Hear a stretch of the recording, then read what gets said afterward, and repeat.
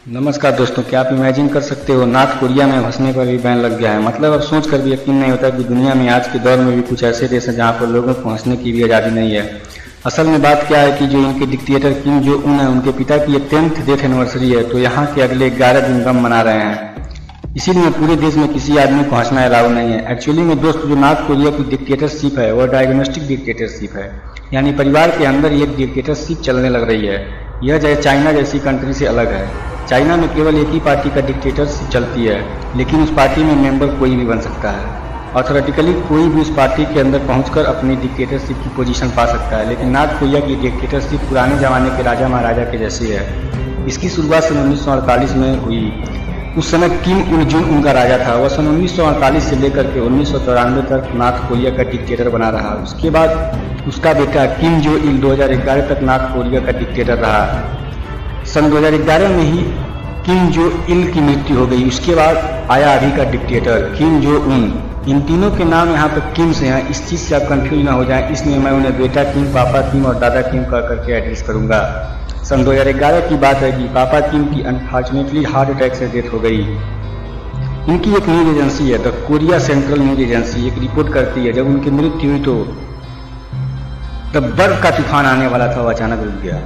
थोड़ी देर बाद एक और रिपोर्ट आती है जो इनका सीक्रेट पहाड़ माउंट पिक्टू करके है, उस पहाड़ी के ऊपर का आसमान वह लाल होकर चमकने लगता है। फिर वहाँ पर जो बर्फ है वह इतनी तेजी से क्रैक करते हैं कि आसमान से लेकर धरती गूंज बैठती है। जैसा मान लो कि पापा किम को लेने स्वयं इमराज आ चुके हों। बहुत ही दिलचस्प और दमदार पत्रकारिता देखने को मिलती है। आप भले ही सब चीज़ पर डाउट करेंगे, लेकिन नॉर्थ कोरिया की न्यूज एजेंसी ऐसे ही है।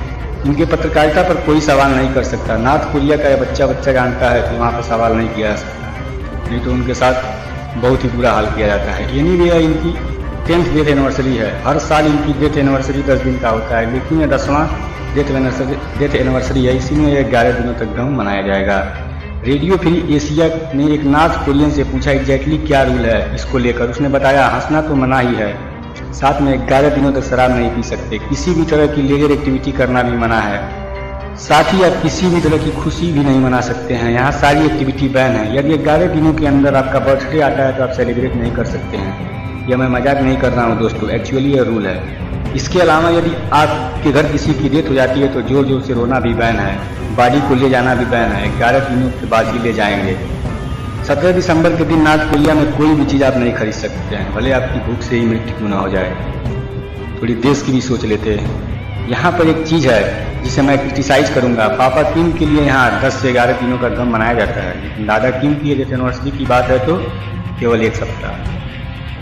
इमेजिन कर सकते हैं, दादा किम के लिए केवल 1 सप्ताह मॉर्निंग पीरियड है और पापा किम के लिए 11 दिनों की मॉर्निंग पीरियड है। इतनी नाइंसाफी कैसे कर सकता है बेटा किम।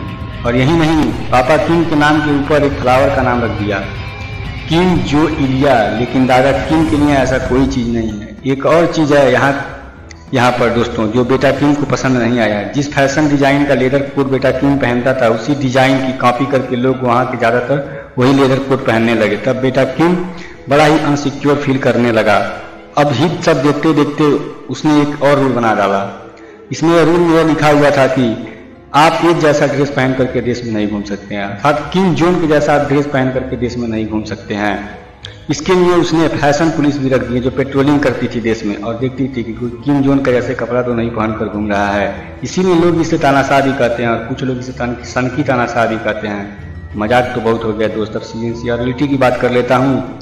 जितने भी रूल बताए गए हैं मैं इसने अपने मन से नहीं बनाया हूँ, यह लीगल है। आपको जानकर हैरानी होगी कि नॉर्थ कोरिया में बहुत से लोग इन रूलों को देखकर हैरान नहीं होते हैं, बल्कि ब्लाइंडली फॉलो करते हैं। उन्हें लगता है कोई रूल नहीं, अजीब चीज़ नहीं है।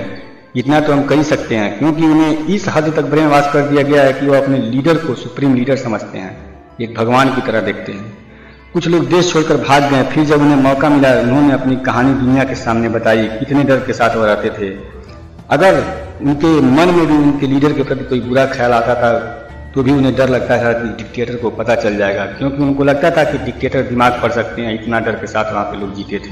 धन्यवाद।